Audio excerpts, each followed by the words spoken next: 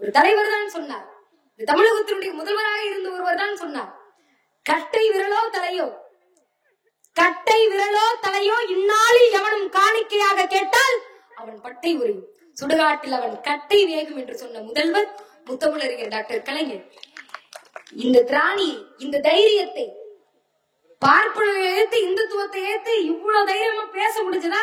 இந்த தைரியத்தை கொடுத்த இயக்கம் எது? இந்த தைரியத்தை கொடுத்த தலைவர் யார்? அறிவுலக பேராசன் தந்தை பெரியார் என்பதை இந்த மக்கள் மறந்துவிடக் கூடாது. இந்த பகுதியை சேர்ந்த மக்கள் மறந்துவிடக் கூடாது. நல்லா யோசிச்சு பாருங்க, எத்தனையோ வரலாறுகள் இருக்கு. தெருவுல நடந்தாங்க, சட்டை போட்டாங்க, ஜாக்கெட் அணிஞ்சாங்கன்னு சொல்லி அவர்களை துன்புறுத்தி மொட்டையடித்து பார்த்த சமுதாயம் இந்த சமுதாயம். இந்த சமுதாயத்துல இன்னைக்கு கோட் சூட் அணிந்து போக முடியுதுன்னு சொன்னா, இன்னைக்கு படிக்கிற பட்டத்தை வாங்கி கையில வச்சுக்கிட்டு போக முடியுதுன்னு சொன்னா, விதையை போட்ட இயக்கம் திராவிட இயக்கம். அதை மறந்து விட கூடாது. இன்னைக்கெல்லாம் ரொம்ப சுலபமா பேசிட்டு போயிடுவோம். பெண்கள் எல்லாம் படிச்சு முன்னேறிட்டு போறாங்க, இன்னைக்கு சுலபமா பேசுறோம். எவ்வளவு கடின முறைகளை தாண்டி, படிக்கட்டுகளை தாண்டி பெண்கள் இன்னைக்கு படிச்சுட்டு இருக்காங்க. நல்லா யோசிச்சு பாருங்க, பெண்களுக்குன்னு தனித்த அடையாளம் ஏதாவது இருக்கா? எதுவும் கிடையாது. எங்களுடைய கழகத்தினுடைய பேச்சாளர்கள் தான் எல்லா இடத்திலும் சொல்லுவாங்க, பெண்களுக்குன்னு ஜாதி கிடையாது, சாமி கிடையாது, ஊர் கிடையாது, எதுவுமே கிடையாது. இருக்கிற வரைக்கும் அப்பா ஊர், கல்யாணம் ஆகி போயிட்டா அவர் ஊர். இருக்கிற வரைக்கும் அப்பாவோட சாமி குலதெய்வம், கல்யாணம் ஆகி போயிட்டா கணவரோட சாமி குலதெய்வம். அப்ப நமக்குன்னு தனி கடவுள் கிடையாது, அடையாளம் கிடையாது, ஊர் கிடையாது, பேர் கிடையாது. அப்ப பெண்கள் எல்லோரும் விழித்துக் கொண்டிருந்த சமுதாய ஒரு நிலைமையில எங்களுக்கு எதுதாங்க அடையாளம் என்று கேட்ட பொழுது ஒரு தலைவர் சொன்னார், உனக்கு இந்த ஜாதியோ மதமோ ஊரோ பேரோ எதுவும் அடையாளம் கிடையாது. உன் பெயருக்கு பின்னால் படித்து வாங்கி போடப்படுகிற அந்த பட்டம் தான் பெண்களுடைய அடையாளம் என்று ஆணித்தரமாக அடித்து சொன்ன தலைவர் நம் அறிவுலக பேராசான் தந்தை பெரியார் மட்டும்தான். இது எல்லாரும் நினைச்சு பார்க்கணும். இன்னைக்கு எத்தனையோ பேர் இந்த மண்ணில் வாழ்ந்தார்கள், எத்தனையோ பேர் இந்த மண்ணில் மறைந்தார்கள். ஆனால் ஒரு தலைவரால், ஒரு இயக்கத்தால், ஒரு தொண்டர்களால் இந்த 3000 ஆண்டு காலமாக நடைபெற்றுக் கொண்டிருந்த ஒரு சாதி இழிவு துடைக்கப்பட்டது என்று சொன்னால் அது திராவிட இயக்கத்தால் மட்டும்தான். ஒரு முறை 1981 சேலம் மாவட்டம் ஆத்தூர்ல தந்தை பெரியார் அவர்களுடைய சிலையை திறந்து வைக்கிறாங்க. அந்த சிலையை திறந்து வச்சுட்டு முத்தமிழறிஞர் டாக்டர் கலைஞர் அவர்கள் பேசுகிறார். ஐயா சொல்றாரு, கலைஞர் சொல்லுகிறார், இன்னைக்கு நம்ம தாசில்தார் அலுவலகத்துக்கு போறோம், நம்ம பிள்ளைங்க எல்லாம் தாசில்தாரா இருக்கிறாங்க. கலெக்டர் அலுவலகத்துக்கு போறோம், நம்ம பிள்ளைங்க எல்லாம் கலெக்டரா இருக்கிறாங்க. ஒரு அரசு அலுவலகத்துக்குள்ள நுழைஞ்சா நம் பிள்ளைகள் எல்லோரும் அரசு அதிகாரிகளாக இருக்கிறார்கள். இதற்கு என்ன காரணம் தெரியுமா? சூரியன் பார்த்ததுனாலையும் சுக்கிரன் பார்த்ததுனாலையும் யாரு பார்த்ததுனாலையும் கிடையாது. பகுத்தறிவு பகலவன் என்ற தந்தை பெரியார் பார்த்த பார்வையினால்தான் ஒடுக்கப்பட்ட, அழுத்தப்பட்ட, தாழ்த்தப்பட்ட சமுதாயத்தை சேர்ந்தவர்கள் இன்றைக்கு அரசு அதிகாரிகளாக முடிந்திருக்கிறது என்று முத்தமிழறிஞர் டாக்டர் கலைஞர் சொன்னார். கல்வியாக இருக்கட்டும், ஜாதி ஒழிப்பு தளமாக இருக்கட்டும், பெண் விடுதலையாக இருக்கட்டும், இன்னைக்கு வரைக்கும் இந்த மக்களுடைய கல்விக்காக போராடி கொண்டிருக்கிறது திராவிட மாடல் அரசு. இந்த தமிழ்நாட்டு மாணவர்களுக்காக மட்டுமல்ல, வட மாநிலத்து மாணவர்களுக்காகவும் சேர்ந்து போராடி கொண்டிருக்கக்கூடிய அரசு திராவிட மாடல் அரசு. சும்மா சொல்லல. சென்னையில பீகாரை சேர்ந்த ஒரு மாணவர் வேலை பார்க்கறதுக்காக சென்னைக்கு வந்திருக்கிறாரு, பீகார்ல இருந்து. அவர்கிட்ட பேட்டி எடுக்கிறாங்க. எங்க இருந்துங்க வந்திருக்கிறீங்கன்னு கேக்குறாரு. நான் பீகார்ல இருந்து வந்திருக்கிறேன்னு சொல்றாரு. பீகார் யார் ஊரு? ஆளுநர் RSS ரவியினுடைய ஊரு. அங்க இருந்து வந்திருக்கிறேங்க. நான் எதுக்கு வந்தேன்னா, இந்த டைல்ஸ் ஒட்டுவாங்கல்ல, அந்த வேலை பார்க்கறதுக்காக வந்தேன். ஏன் வேலை பார்க்கறதுக்காக வந்தீங்கன்னா, என்னுடைய மாநிலத்தில் சரியான கல்வி அமைப்பு கிடையாது, சரியான பள்ளிக்கூடம் கிடையாது, படிப்பதற்கு வாய்ப்பு கிடையாது. அதனால் புலம்பெயர்ந்து பஞ்சம் பிழைப்பதற்காக நான் தமிழ்நாட்டிற்கு வந்தேன்னு சொல்றாரு. இதோட செய்தி முடிஞ்சிருச்சான்னா கிடையாது. அடுத்த வரி சொல்லுகிறார், பஞ்சம் பிழைப்பதற்காக வந்த என்னை பட்டதாரியாக்கி அழகு பார்த்த மாநிலம் தமிழ்நாடு. டைல்ஸ் ஓட்டுறதுக்காக இன்னைக்கு தமிழ்நாட்டுக்கு வந்தேன். இன்னைக்கு BA இங்கிலீஷ் நந்தனம் காலேஜ்ல படிச்சேன், MA இங்கிலீஷ் சைதாப்பேட்டையில படிச்சேன். இன்னைக்கு BEd இங்கிலீஷ் படித்து பட்டதாரி ஆசிரியராக மாறி இருக்கிறேன். பஞ்சம் பிழைப்பதற்காக பீகாரில் இருந்து வந்த என்னை தாயுள்ளத்தோடு அரவணைத்துக் கொண்ட முதல்வர் முத்துவேல் கருணாநிதி ஸ்டாலின் என்று சொன்னார் என்று சொன்னால் தமிழ்நாட்டு மாணவர்களுக்காக மட்டுமல்ல, வட மாநிலத்தில் இருக்கக்கூடிய மாணவர்களுக்காகவும் சேர்த்து போராடி கொண்டிருக்கக்கூடிய அரசு இந்த திராவிட மாடல் அரசு. என்ன சொல்றாங்க? இந்தியை ஏத்துக்கங்க, நிதி கொடுக்கிறோம். மொழி கொள்கையை ஏத்துக்கங்க, நிதி கொடுக்கிறோம். நீ எவ்வளவு நிதி கொடுத்தாலும் இந்திய என்னால ஏத்துக்க முடியாது. ஏன்? இந்த ஹிந்தியை எதிர்த்த வரலாறு எங்களுக்கு நிறைய இருக்கிறது. எங்களுடைய வழித்தடம் அனைத்தும் ரத்தமும் சதையுமாக நாங்கள் போராடிய வழித்தடம். இந்த ஹிந்திக்காக போராடி சிறை சென்றவர்கள் எத்தனை பேர்? சிறையிலேயே மாண்டவர்கள் எத்தனை பேர்? தாளமுத்து நடராசனுடைய வரலாறு ஒன்றியத்தில் இருக்கக்கூடியவர்களுக்கு தெரியுமா? யார் தாளமுத்து நடராசன்? ஹிந்தியை எதிர்த்து சிறைச்சாலைக்கு போய் சிறைச்சாலையில சொல்றாங்க, மன்னிப்பு கடிதம் எழுதி கொடுத்துருங்க, வெளியில விட்டுறோம். ஆனால் மன்னிப்பு கடிதம் எழுதி கொடுத்து விட்டு வெளியில போகணுங்கிற அவசியம் எங்களுக்கு கிடையாது, செத்தாலும் இந்த சிறைச்சாலையிலேயே சாவேன் என்று சிறைச்சாலையிலேயே தன்னுடைய உயிரை விட்டவர்கள் தாளமுத்து நடராசன். இதெல்லாம் யாருக்காக? இந்தி மொழி ஒருபோதும் இந்த மண்ணில் ஆதிக்கத்தை செலுத்திவிடக் கூடாது என்பதற்காக இன்றைக்கு வரைக்கும் கருஞ்சட்டை தோழர்கள் போராடி கொண்டிருக்கிறார்கள். யாரு போராடினாங்க? தமிழர்களுக்கு நாங்க தான் அத்தாரிட்டின்னு சொல்லக்கூடியவர்கள் போராடினாங்களா? திராவிட இயக்கம் போராடியது, கருஞ்சட்டை தோழர்கள் போராடினார்கள். நல்லா யோசிச்சு பார்க்கணும். இன்னைக்கு எத்தனையோ வர்றவங்க எல்லாம் நம்ம முதல்வர்னு சொல்லிட்டு இருக்கோம். வர்றவங்க போறவங்க எல்லாம் ஆகா இவர் தாங்க அடுத்த முதல்வர், வருங்கால முதல்வர். அதுவும் வர்றப்பவே கவுன்சிலர், ஊராட்சி மன்ற தலைவர் எல்லாம் கிடையாது. வர்றப்பவே சிஎம் தான். அவங்க எல்லாம் வந்த உடனே சொல்லுவாங்க. அது மாநாடு போட்டு பேசுறது.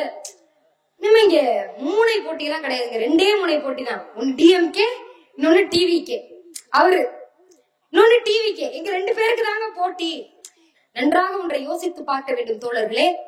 இந்த திராவிட இயக்கத்தினுடைய வரலாறு, திராவிட இயக்க தலைவர்களுடைய வரலாறு அவ்வளவு சாதாரணமானது கிடையாது. அன்றைக்கு 1938 இந்தியை எதிர்த்து நெஞ்சரத்தோடு போர்படை தளபதியாக நடு ரோட்ல இறங்கி போராடிய போது பேரறிஞர் அண்ணாவிற்கு தெரியாது பின்னாளில் இந்த மாநிலத்தினுடைய முதல்வராக வருவேன் என்று. அன்றைக்கு 10 வயதில் தமிழ் கொடியை ஏந்தி கொண்டு ஓடி வந்த இந்தி பெண்ணை கேள்வி தேடி வந்த கோலையுற்ற நாடு இது கிடையாது என்று முழங்கிய பொழுது முத்தமிழறிஞர் டாக்டர் கலைஞருக்கு தெரியாது பின்னாளில் இந்த மாநிலத்தினுடைய முதலமைச்சராக வருவேன் என்று. மிசா கைதியாக ஒரு வருடம் சிறை காலத்தை எய்தி நெஞ்சில் பூட்ஸ் கால்களால் விதி வாங்கிய போது முத்துவேல் கருணாநிதி ஸ்டாலினுக்கு தெரியாது பின்னாளில் இந்த மாநிலத்தினுடைய முதலமைச்சராக வருவேன் என்று. ஆக மொத்தத்தில் முதலமைச்சர் ஆவதற்கு முன்பே, கோட்டை ஏறுவதற்கு முன்பே, கொடி பிடிப்பதற்கு முன்பே இந்த மக்களுக்காக ரத்தமும் சதையுமாக நின்று போராடிய தலைவர்களை பெற்றிருக்கக்கூடிய இயக்கம் இந்த திராவிட இயக்கம் மட்டும்தான். யார் வேணா பேசலாம். தமிழ்நாடு பள்ளிக்கல்வித்துறையினுடைய அமைச்சர் அன்பில் அண்ணன் அவர்கள் தான் சட்டமன்றத்தில் பேசினார். ஒப்பனை செய்தால் யார் வேண்டுமானாலும் நடிகராக முடியும், ஆனால் கற்பனை செய்தால் கூட யாராலும் கலைஞராக முடியாது என்று. அதுதானே உண்மை. இன்னைக்கு இருக்கக்கூடிய நிலைமை அதுதானே. இந்த திராவிட இயக்கம் இந்த மண்ணில் காலூன்றியதற்கு பிறகுதான் பள்ளிக்கூடங்கள் அதிகமாக கட்டப்பட்டது, கல்லூரிகள் கட்டப்பட்டது. பள்ளிக்கூடம் கட்டினா முக்கியம் இல்ல, கல்லூரி கட்டினா முக்கியம் இல்ல, அந்த பள்ளிக்கூடத்துல மாணவர்களை வர வச்சு படிக்க வைக்கணுமே. அன்றைக்கு கலர் சட்டை போட்டுக்கொண்டு உள்ளுக்குள் கருப்பு சட்டைக்காரராக இருந்தே காமராஜர் ஆட்சிக்கு வந்தப்ப நினைக்கிறார், பள்ளிக்கூடத்தெல்லாம் நான் திறந்துட்டேன், பிள்ளைங்க படிக்கணுமே. அப்ப படிப்புக்கு எது தடையா இருக்கு? மதிய உணவு. உணவு இல்லாம தடைப்படுது. அப்ப அந்த மதிய உணவை கொடுக்குறேன், நீ படிக்கவான்னு கூப்பிடுறாரு. அப்ப நேத்து சுந்தர வடிவேல் ஐயா அவர்கள் சொல்கிறார், ஐயா எல்லாருக்கும் மதிய உணவு போடணும்னா 5 கோடிக்கு மேல செலவாகுங்க, எப்படிங்க இதை நம்ம நிர்வகிக்கிறது, எப்படி பண்ண முடியும் கேட்டப்ப பச்சை தமிழர் காமராஜர் அவர்கள் சொன்னார், மதிய உணவு திட்டம் கொடுத்தே ஆகணும், என் பிள்ளைங்களுக்கு மதிய உணவு திட்டத்தை போட்டு அவங்க படிக்க வச்சே ஆகணும். இதுக்கு 5 கோடி அல்ல, எத்தனை கோடி ஆனாலும் பிச்சை எடுத்தாவது என் பிள்ளைகளை படிக்க வைப்பேன் என்று சொன்ன தலைவர் பெருந்தலைவர் காமராஜர். அந்த தலைவர் சொல்லுகிறார், காரியம் காமராஜர், காரணம் யார் தெரியுமா? அறிவுலக பேராசான் தந்தை பெரியார் என்று.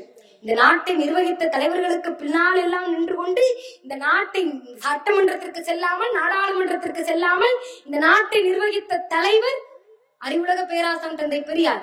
இன்றைக்கு நம்முடைய முதல்வரும் சொல்றார், மேடையில் ஏறி பகிரங்கமாக சொல்லுகிறார், என்னுடைய வழிகாட்டி பெரியார் திரள்தான், தமிழர் தலைவர் ஆசிரியர் தான் என்று மேடையில் பகிரங்கமாக சொல்லுகிறார் என்று சொன்னால் இதுக்கு காரணம் என்ன?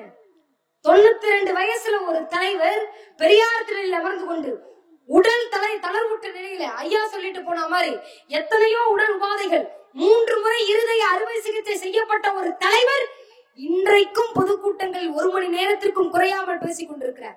அவரை பத்தி எழுதுறப்பதான் சொல்றாங்க, தமிழக தலைவர் ஆசிரியர் பற்றி சொல்கிறார்கள், இவர் வீட்டுல தூங்கினதை விட ரயில் நிலையத்தில் தூங்கியதுதான் அதிகம். இவர் வீட்டில் இருக்கக்கூடிய தன்னுடைய இணையர் மகன்களோடு பேசியதை விட பொதுக்கூட்ட மேடைகளில் பேசியதுதான் அதிகம் என்று அந்த தலைவருக்கு 3 முறை அறுவை சிகிச்சை செய்யப்பட்டது என்று சொன்னேன்.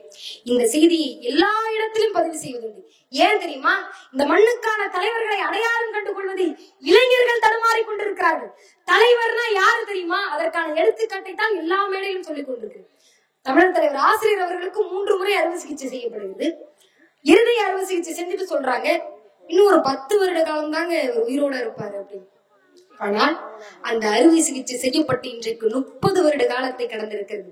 30 வருடத்தை கடந்து, விஞ்ஞானத்தை கடந்து, ஒரு தலைவரால் இந்த மக்களுக்காக ஒடுக்கப்பட்ட, தாழ்த்தப்பட்ட, அழுத்தப்பட்ட சமுதாயத்திற்காக 90 வயதை கடந்த இளைஞரால் இன்றைக்கும் ஒரு பொதுக்கூட்டத்தில் 1 மணி நேரத்திற்கும் குறையாமல் பேச முடிகிறது என்று சொன்னால் அவர் நம் கழகத்தினுடைய தலைவர், தமிழர் தலைவர் ஆசிரியரால் மட்டும்தான்.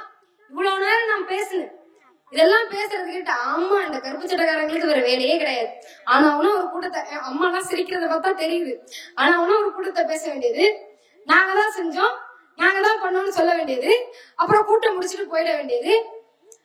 நீங்க மட்டும் இல்ல, இன்னைக்கு இந்துத்துவத்தை சேர்ந்தவர்களுக்கு, இந்த கருப்பு சட்டக்காரங்களுக்கு ஒரு வேலையே கிடையாதுங்க. என்னமோ அவங்க அம்மானி வீட்டுல அக்கௌண்ட்ஸ் பாக்குற மாதிரி கருஞ்சட்டை தோழர்களுக்கு வேற வேலையே கிடையாதுங்க. ஆனா இந்த படத்துல வர மாதிரி ஆனா மஞ்சள் கொடிய தூக்கிட்டு கிளம்புறாங்கன்ற மாதிரி கருப்பு கொடிய தூக்கிட்டு ஆர்ப்பாட்டம் போராட்டம்னு நடத்த கிளம்புறாங்க. ஒன்றை மட்டும் நினைவில் வைத்துக் கொள்ளுங்கள் தோழர்களே, இந்த கருப்பும் சிகப்பும் கலந்த கொடி இல்லைன்னு சொன்னான், இந்த கருப்பு சட்டை தோழர்கள் இல்லைன்னு சொன்னான், அந்த அறிவுலக பேராசான் தந்தை பெரியார் இல்லைன்னு சொன்னான், இன்றைக்கு வரைக்கும் தாழ்த்தப்பட்ட, அழுத்தப்பட்ட சமுதாயத்திலிருந்து ஒரு அரசு அதிகாரி உருவாகி இருக்க முடியாது. இதற்காகத்தான் 95 வயசுல அந்த தலைவர் ஏன் பேசணும்?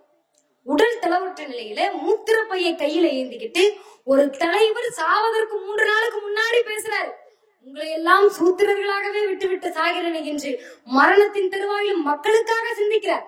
ஐயா கிட்ட கேக்குறாங்க, ஐயா உங்களுக்கு உடம்பு முடியாம போயிடுச்சு, குரல் எல்லாம் இவ்வளவு தளர்வு ஏற்பட்டுருச்சு, உடல்ல இவ்வளவு உபாதைகள் இருக்கு, இன்னும் யாருக்காக பேசுறீங்க அப்படின்னு கேக்குறாரு. இன்னும் எத்தனை நாளைக்கு பேசுறீங்க அப்படின்னு கேக்குறாங்க. அப்ப ஐயா சொல்றாரு, இந்த தொண்டையும் குரலும் இருக்கிறவரை இந்த மக்களுக்காக பேசுவேன் என்று சொன்னார். சொன்னதோட நிக்கல, சொன்னதோட சொல்லிட்டு போயிருந்தா அம்பானி அதானி மாதிரி இருந்திருப்பார், மோடி மாதிரி இருந்திருப்பார். சொன்னதோடு நிற்கவில்லை, சொல்லியதை செய்து காட்டிய தலைவர் அறிவுலக பேராசான் தந்தை பெரியார். 91 வயசுல 185 கூட்டம், 92 வயசுல 145, 93 வயசுல 245 கூட்டம், 95 வயதில் 215 கூட்டம். தான் சாக போகிற கடைசி 98 நாட்களில் 42 பொதுக்கூட்டங்களில் பேசிய ஒரே தலைவர் அறிவுலக பேராசான் தந்தை பெரியார் மட்டும்தான். வேற யாருக்கு இந்த வரலாறு இருக்கிறது? யாரால் முடிந்தது?